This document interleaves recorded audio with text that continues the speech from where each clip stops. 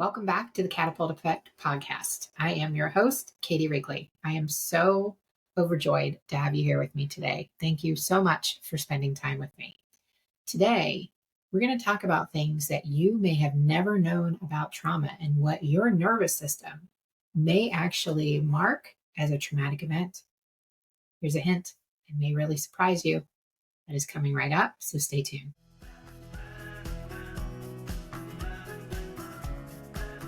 Welcome to the Catapult Effect, a podcast where professionals like you turn challenges into opportunities for extraordinary growth. If you're tired of struggling, feeling lost, and ready to catapult yourself into the best version of you, then you're in the right place. Here's your host, Katie Wrigley. Thank you so much for joining me today. I know you have a lot of choices of what to listen to out there on the internet, and I trust that you are coming to the show for a reason and you want to make positive changes in your life. So, as you probably know, if you've listened to any episodes of mine so far, I practice a modality called cognitive movement, and it focuses directly on the nervous system and creating new neural pathways and really rewiring the nervous system in a very easy, gentle, simple way. Through the years of practicing this, which come November of this year, only 4 months into the future, it will be 5 years since I was introduced to cognitive movement. And the leaps and bounds of changes that I've been able to make in my life as a result directly come from consistently doing this work. Even with taking breaks from daily sessions sometimes when my nervous system's asking for it, having this in my life as a consistent tool has been a huge game changer for me. Now, I wanted to talk to you today about what is trauma. So I want to first define what trauma is, and then also help you understand that it may not be a traumatic event as the definition gives us for your nervous system to track it as such. So first, trauma, the definition of trauma is something that you cannot escape from and you have no control over. It usually results in large amounts of discomfort or fear, but it's a situation that's completely out of your control. A very good example of a traumatic event was the COVID-19 global pandemic in 2020 and 2021. Now, I know the virus is still out there, but we've learned how to live with it at this point. But that is the sheer definition of trauma. There was literally no place in the world that we could escape to avoid the risk of this virus. And it was out of all of our control. A lot of the guidelines that we were giving had mixed results as to how well they worked. There were a lot of differing opinions around vaccines, not vaccines. This was the definition of trauma. So if you were alive during the COVID pandemic, you have experienced trauma. Now, it doesn't always have to be a global event, or we would have much less trauma since that's the first global event that we've had for a very long time. It doesn't actually have to be a little t or big T trauma. So let me explain what those are as well. So a big T trauma, this is something like being physically violated, especially if it is of a sexual nature. That's a big T trauma. It can be held up at gunpoint. It can be assaulted in some way. It can also be witnessing an assault or witnessing someone taking their life or witnessing a horrific accident. These are all what we would refer to as big T traumas. And we tend to know that there's a certain impact that comes from those. And I'll get to that in a minute. Little T traumas can be things that are less dramatic, less impactful on the nervous system in the moment. And this is where the line gets a little blurrier. And I hear over and over again from clients. Some clients know that they have experienced traumas. Others are like, I don't understand why I'm feeling the way I'm feeling because I haven't had any trauma. And this is where it's really important to talk about the distinction, is that your nervous system can register an event that had a negative impact on you as a trauma. And one of the most likely and common patterns that I see coming from these type of events is this pattern of not being good enough. This not feeling seen or heard is actually a huge underlying pattern that drives most overachievers, myself included. This not good enough pattern can come out in ways where people are constantly trying to prove themselves. If you've read Will Smith's memoir, or if you've read Matthew Perry's memoir, both of them had been trying to prove that they were good enough through the course of their career. And as you read those memoirs, you'll see that neither of them actually felt good enough until they started to do inner work. And I'm not sure, I think Matthew Perry's, if I remember correctly, did end on a positive note that he was starting to do that work before he passed away. And Will Smith continues to do that deeper work for himself and for the rest of his family, which mad props to him. These events, and I want to give you a couple examples of them, these events may barely register on your conscious mind at all. And in fact, they are most likely just going to be registered at a subconscious or unconscious level.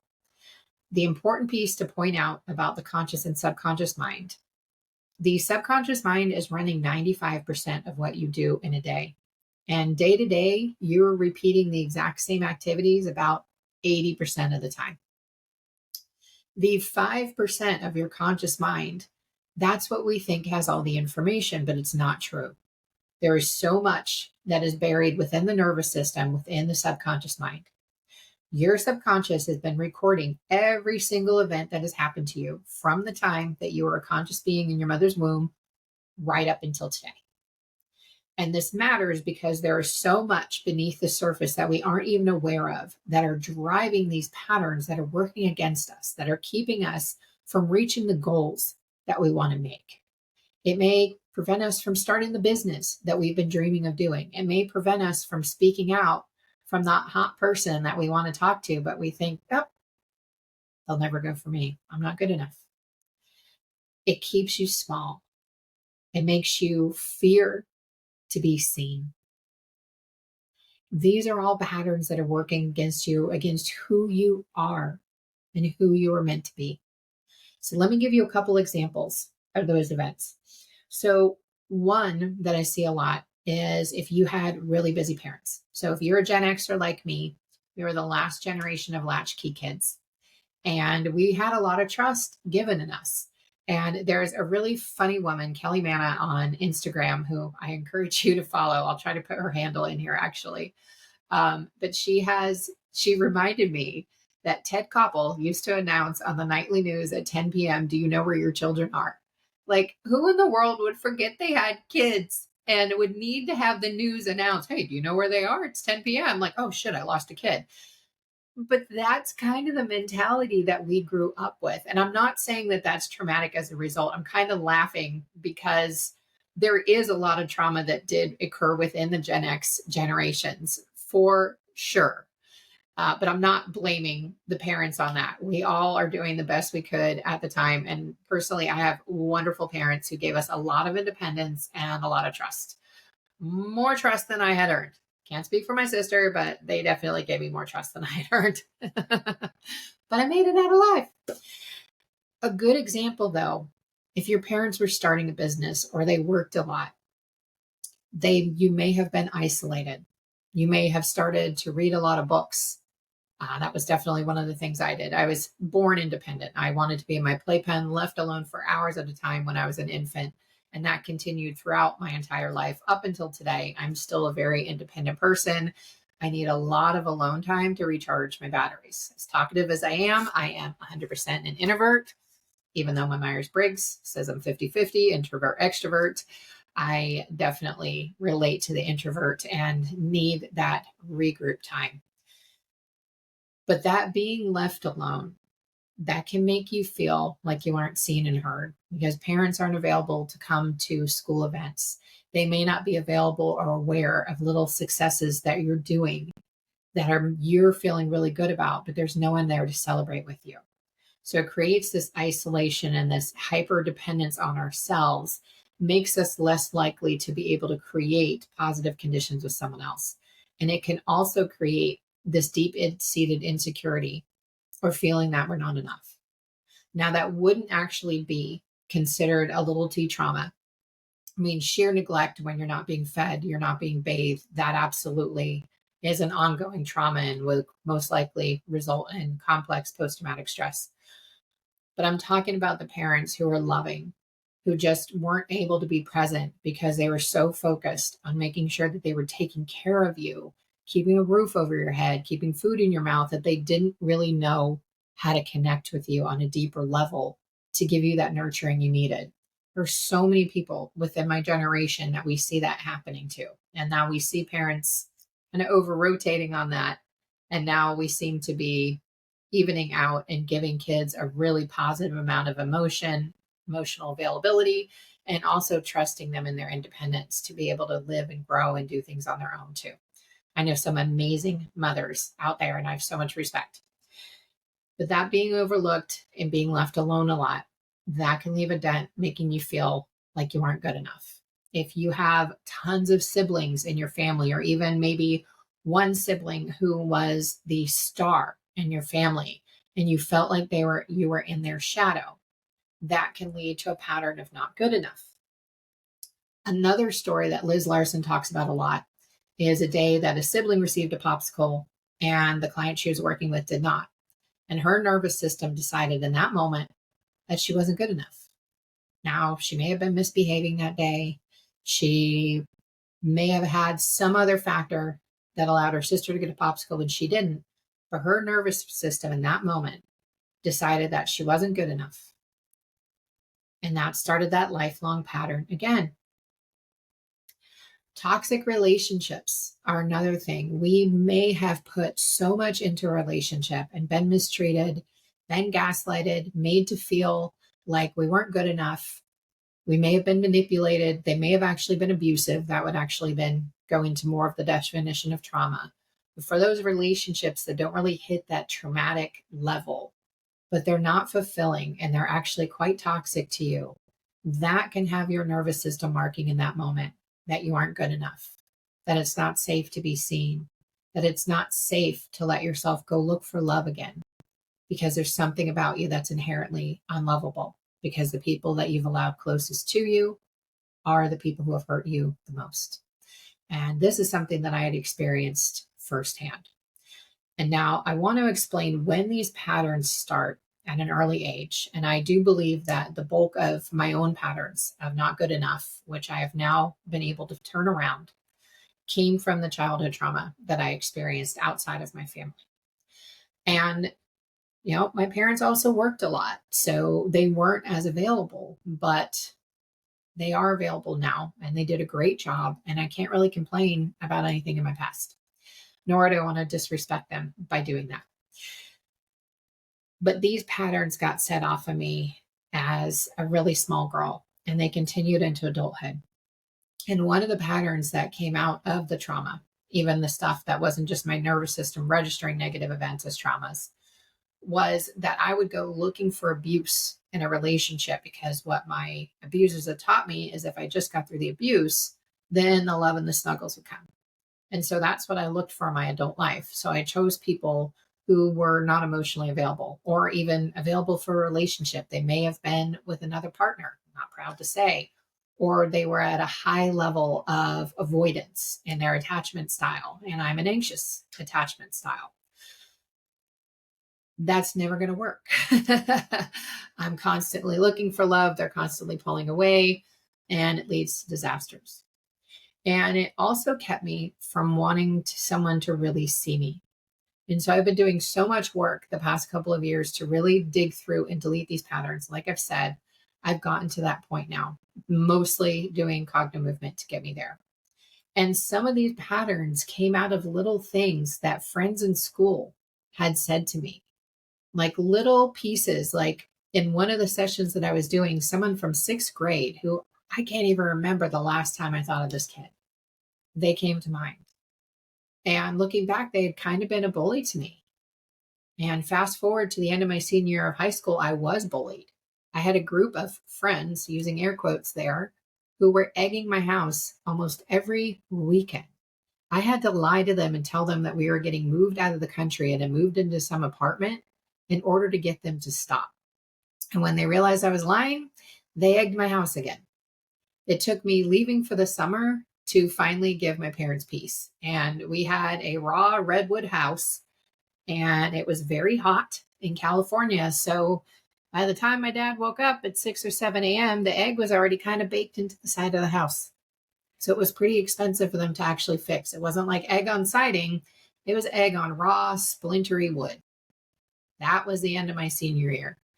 And it did a lot of damage to me. Now, that getting egged wouldn't be considered a trauma. Getting bullied, yes. But someone egging your house, But what was happening there was, on a subconscious level, what we do is we seek out people who have something energetically in common with the people who have created these patterns.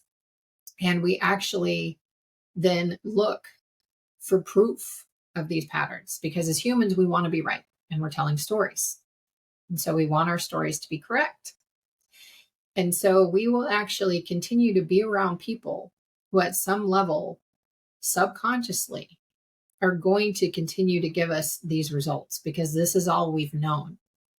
And until we start to see that pattern, we bring it to light, we literally can't bring into our life the people who are going to treat us better, the people who are going to love us and accept us and see us for who we are and not run away from that person, the people who are going to allow us to make mistakes and they aren't going to shun us for life because we're human and we screwed up and we made mistakes. They're going to know who we really are. But until we see those patterns, we're at risk of continuing to bring those people into our life over and over again, who are not going to give us what we deserve, who are not going to prioritize us the same way that we prioritize them. And it's so important to be able to take a look at these patterns. And you may have no idea where it came from. Most people don't. And that's some of the beauty of cognitive movement, is we go into those sessions directly. And whatever is there is going to come up. If the mind is ready to see it and it's relevant, it will come up.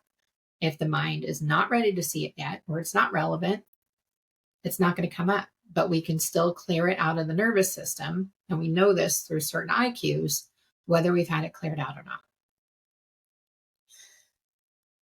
This not good enough pattern, a lot of times it also leads to imposter syndrome. And who am I?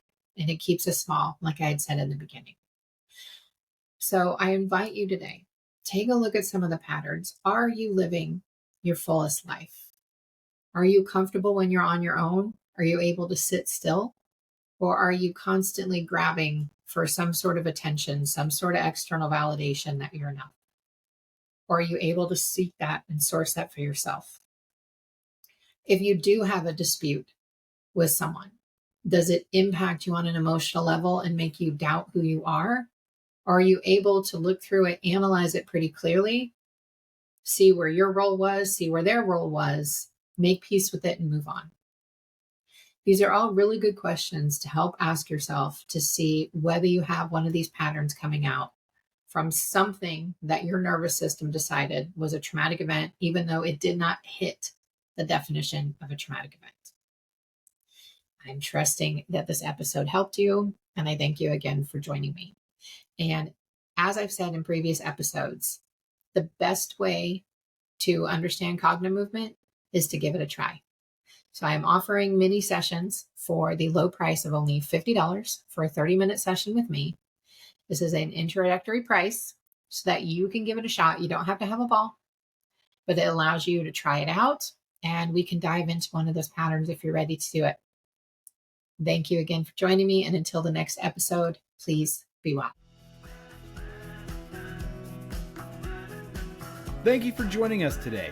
If you enjoyed this episode, please share it with a friend and leave a 5-star review, which helps grow the podcast and reach others just like you. While you're at it, connect with Katie on social media. You can find her on LinkedIn, TikTok, Facebook, and Instagram as @CoachKTDubs. That's CoachKTDubs. This has been the Catapult Effect with Katie Wrigley. Thanks for listening.